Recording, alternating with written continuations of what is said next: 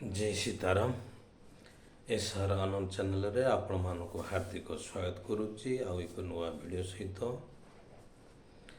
आसंता 10 तारीख दिन अच्छी अक्षय तृतीया समस्ते भारत वर्ष रे सारा विश्व रे सनातन धर्मावलंबी लोक माने अक्षय तृतीया को महा आडंबर सहित पालन करिथांती। सारा मान्यता अच्छी यही दिन समस्त जेकोसी पुण्य शुभ कर्म कले ताहा क्षय जाए नहीं। से समस्ते विश्वास सहित यही उत्सवटी को सुंदर भाव में पालन शुभ कर्मटी को पालन करिथांती। विवाह व्रत गृह प्रवेश ये अनेक कार्य शुभ क्रम रही थाए। तेणु यही अक्षय तृतीया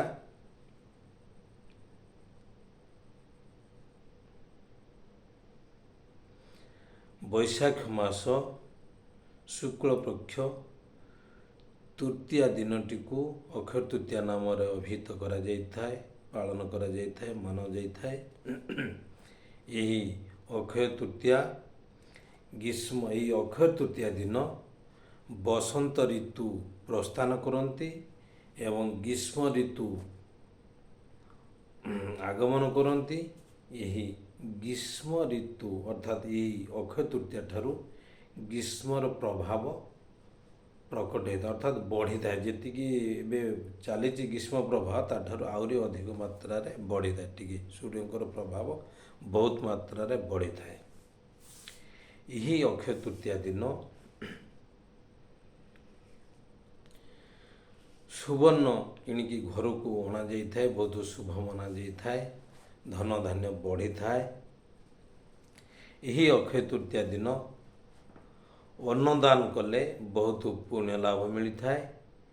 यही अक्षय तृतीया दिन पितृपुरुषों को तर्पण करा जाइथाए। यही सारा वर्ष सारा किछि न करि पारिले मध्य यही अक्षय तृतीया दिन निश्चित भाव में पितृपुरुषों को तर्पण करंतु अर्थात विष्णुकर नैवेद्य पितृपुरुषों उद्देश्य प्रदान करंतु बा प्रदान करा जाइथाए, ताहा अत्यंत फलप्रद होता है। यही अक्षय तृतीया दिन भक्त सुदामा भगवान श्रीकृष्ण को भेटी थिले बा मिलन लाभ करथिले, जहाँकि भेट द्वारिका नाम रे आपण द्वारिका गले देखिपारे। ये भेट द्वारिका अच्छी ये दिन द्वारिका द्वारिका रे भगवान श्रीकृष्ण एवं सुदामांकर मिलन होता। यही अक्षय तृतीया दिन माता गंगांकर आविर्भाव होता बा प्रकट होता। माता गंगा आविर्भाव बा प्रकट हो गंगा सागर रे जाइके मिलन होती। ये अक्षय तृतीया दिन घटी घटनाटी। यही अक्षय तृतीया दिन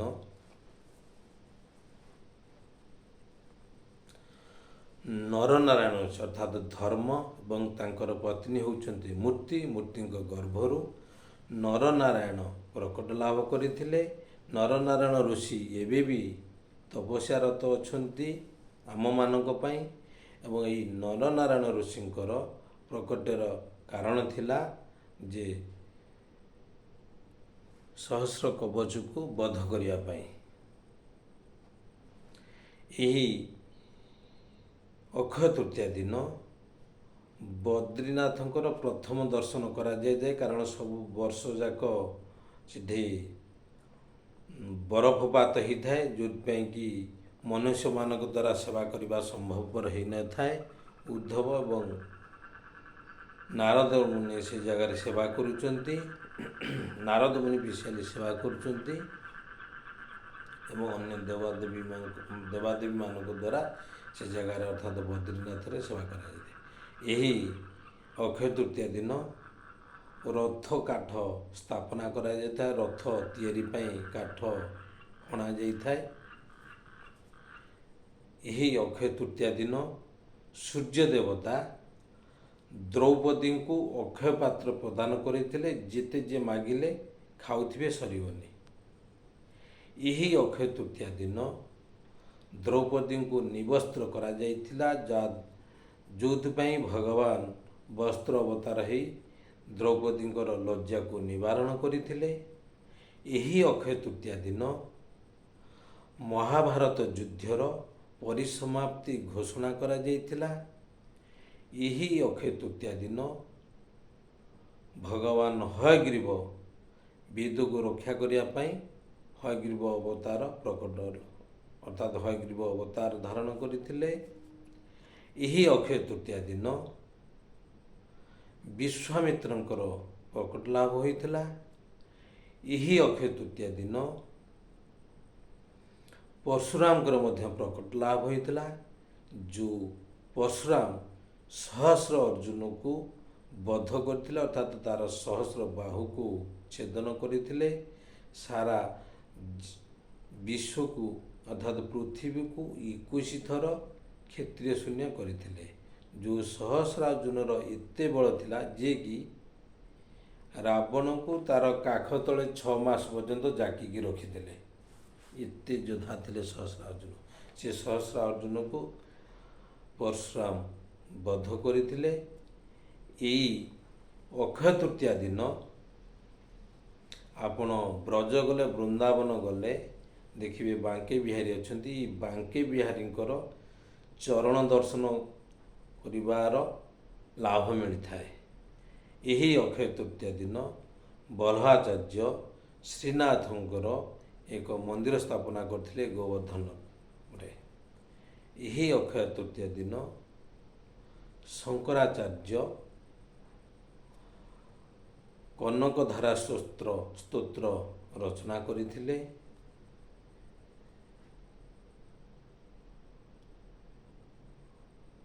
ଏହି ଅକ୍ଷୟ ତୃତୀୟା ଦିନ ମାତା ଅନ୍ନପୂର୍ଣ୍ଣାଙ୍କର ଆବିର୍ଭାବ ହୋଇଥିଲା। ଏହି ଅକ୍ଷୟ ତୃତୀୟା ଦିନ ମାତା ଲକ୍ଷ୍ମୀ କୁବେର ଦେବଙ୍କୁ ଅର୍ଥାତ୍ କୁବେରଙ୍କୁ ସମସ୍ତ ଧନ ସମ୍ପତ୍ତିର ମାଲିକ କରିଥିଲେ ଏବଂ ସମସ୍ତ ଧନ ସମ୍ପତ୍ତି ପ୍ରଦାନ କରିଥିଲେ। ସମସ୍ତ ଦେବତାମାନଙ୍କ ଭିତରେ ଧନରାଜ ହେଉଛନ୍ତି କୁବେର, ଅର୍ଥାତ୍ ସମସ୍ତଙ୍କ ଠାରୁ ଧନରେ ଧନୀ ହେଲେ କୁବେର। ତେଣୁ କୁବେରଙ୍କୁ ମାତା ଲକ୍ଷ୍ମୀ ଏହି ଧନ ପ୍ରଦାନ କରିଥିଲେ। ଏହିଭଳି ଅକ୍ଷୟ ତୃତୀୟା ଦିନ ଅନ୍ନଦାନର ବ୍ୟବସ୍ଥା କରାଯାଇଥାଏ। ଅର୍ଥାତ୍ ଏହି ଅକ୍ଷୟ ତୃତୀୟା ଦିନ ଅନ୍ନଦାନ କଲେ ବହୁ ପୁଣ୍ୟ ମିଳିଥାଏ। ଏହି ଅକ୍ଷୟ ତୃତୀୟା ଦିନ ଗାଭୀମାନଙ୍କୁ ଚାରା ପ୍ରଦାନ କଲେ, ଅର୍ଥାତ୍ ଘାସ ଯାହା କିଛି ଦାନା ଏସବୁ ପ୍ରଦାନ କଲେ ବହୁ ପୁଣ୍ୟ ଲାଭ ମିଳିଥାଏ। ଗୋମାତାମାନେ ପ୍ରସନ୍ନ ହୁଅନ୍ତି। ଏହି ପ୍ରଦାନ କରିବା ସମୟରେ ଯଦି କାହାର କିଛି ଅଭିଳାଷ ଅଛି, ଏହି ସମୟରେ ଗୋମାତାର କର୍ଣ୍ଣରେ ସେହି କଥାଟିକୁ ଆପଣ କହିଦେବେ। ଚାରା ପ୍ରଦାନ କରିବେ, ଗାଈ ଖାଉଥିବେ, ଖୁସି ହେଉଥିବେ। ଏହି ଖୁସି ସମୟ ଭିତରେ ଗାଭୀର କର୍ଣ୍ଣରେ, ଗୋମାତାଙ୍କର କର୍ଣ୍ଣରେ କଥାଟିକୁ ପ୍ରକାଶ କରିଦେବେ ଯାହା ଅଭିଳାଷ ଅଛି। ତା ତତ୍କ୍ଷଣାତ୍ ଭଗବାନ ବିଷ୍ଣୁଙ୍କ ପାଖରେ ପ୍ରବେଶ କରିଥାଏ। ବିଶ୍ୱାସ କରାଯାଏ ଯେ କି ସମସ୍ତ କାମନାକୁ ଖୁବ୍ ଶୀଘ୍ର ଗୋମାତା ପ୍ରଦାନ କରିଦିଅନ୍ତି। ଯାହା ଇଚ୍ଛା ଅଛି, ବାଞ୍ଛା ଅଛି, ତାହା ପୂରଣ ଲାଭ ହୋଇଥାଏ। ଏହି ଅକ୍ଷୟ ତୃତୀୟା ଅର୍ଥାତ୍ ଉତ୍ସବର ପ୍ରାଣ ହେଉଛି କଥା କୀର୍ତ୍ତନ। ଯଦି କଥା କୀର୍ତ୍ତନ ନାହିଁ, ଅର୍ଥାତ୍ ଭକ୍ତି ବଢ଼ିବ ନାହିଁ, ଭକ୍ତିର ମାହାତ୍ମ୍ୟ ବଢ଼ିବ ନାହିଁ, ଅର୍ଥାତ୍ ହୃଦୟରେ ଭକ୍ତିଭାବ ଜାଗୃତ ହେବ ନାହିଁ। ତେଣୁ କଥା ମାଧ୍ୟମରେ କଥା ହିଁ ପ୍ରାଣ ଉତ୍ସବର। ତେଣୁ ଯେଉଁଠି ଉତ୍ସବ କରାଯିବ ସେଠି କଥା ହିଁ ପ୍ରଦାନ କରାଯିବ। କଥା ମାଧ୍ୟମରେ ଆମ ଭିତରେ ଭକ୍ତିଭାବ ଜାଗ୍ରତ ହୋଇଥାଏ। ଏହିସବୁ ଲୀଳା ଗୁଡ଼ିକ ଥିଲା, ଅର୍ଥାତ୍ ଅକ୍ଷୟ ତୃତୀୟାର ମାହାତ୍ମ୍ୟ ସବୁ ଥିଲା। ଏହି ଦିନଟି ଯଥା ସମ୍ଭବ ହେବ ସମସ୍ତ ଅଶୁଭ କାର୍ଯ୍ୟ କରିଚାଲିଲେ ସମସ୍ତ ସଫଳତା ଲାଭ ମିଳିଯାଏ ବୋଲି ଶାସ୍ତ୍ରମାନଙ୍କରେ ବର୍ଣ୍ଣନା କରାଯାଇଛି। ଭବିଷ୍ୟ ପୁରାଣ, ତୈତ୍ତରୀୟ ଉପନିଷଦ ଏବଂ